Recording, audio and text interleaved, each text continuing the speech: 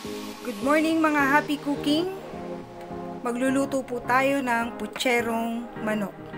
Ihanda po natin ang ating kawali, magpainit ng mantika at pirituhin ang ating saging na saba.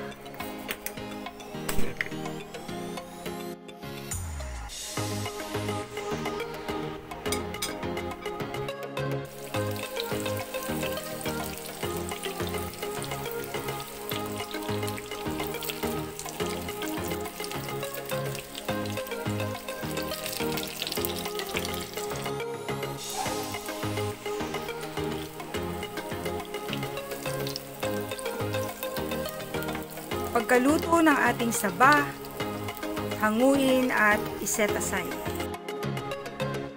Sa separate na pan, maglagay ng mantika at maggisa ng bawang. Papulahin lang po natin ng bahagya ang bawang bago ihalo ang sibuyas. Pwede po, pag Filipino cooking, ang bawang ay pinapupula ng bahagya bago ihalo ang ibang panggisang sangkap gaya ng kamatis o ng sibuyas. Lagay na po natin ang sibuyas. Hinaan ng bahagya ang apoy at patuloy na haluin. Tapos, ihalo natin ang ating manok.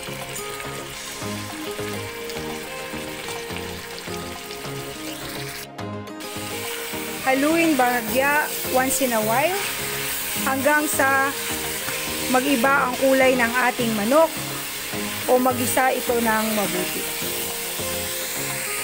Ang mag-iba ang kanyang kulay, dagdagan ng isang dahon ng laurel.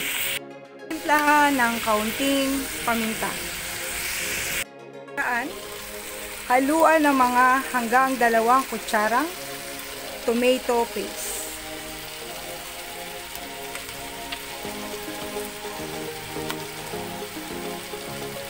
Igisa ang ating manok sa tomato paste hanggang ma-incorporate ang tomato paste sa manok. Nagdagdag pa ako ng 1 tablespoon na tomato paste. So all in all po, 2 to 3 tablespoon of tomato paste. Siyempre, ang sauce sa Pilipino is light. Ang mag-isa ang manok sa tomato paste, lagyan po natin ito ng katamtamang dami ng tubig, just enough to cover para po makuluan at lumambot ang ating manok. Boil and simmer hanggang sa maluto ang ating manok. Takpan ang ating kaldero kung kinakailangan. Karaan ang ilang saglit. Ating balikan ang ating pinakukuloang manok sa tomato paste at lagyan natin ng isang Knorr chicken cubes to enhance the taste. Meron po kayong chicken powder, pwede po. Kung gumagamit po kayo ng MSG, wala pong problema. Pwede nyo po siyang gamitin alternative para sa chicken cubes. Ay timplahan po natin ng kaunting patis ang ating manok. Dagdagan natin ng kaunting toyo.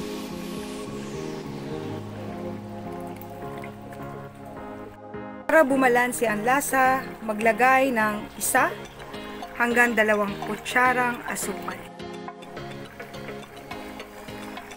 Tapos muli nating takpan, hayaang makuluan hanggang sa maluto ang ating manok. Lipas ang ilang sandali pagkaluto ng manok, ating ilagay ang ating pork and beans. Isang lata po yan ng pork and beans, wala pong kaso kahit na anong brand, pwede po. Pagkahalo, ilagay natin ang ating bell pepper, kasunod ng green chili, at ng ating pechay. Takpan pong muli at hayaang makuluan ng bahagya hanggang sa maluto ang ating pechay.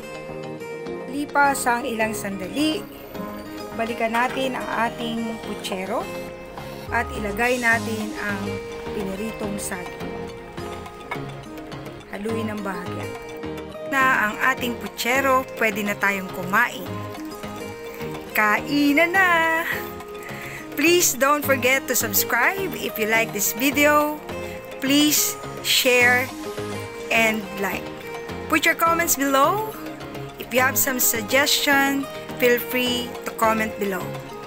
To God be the glory. Have a good day and thank you very much for your time.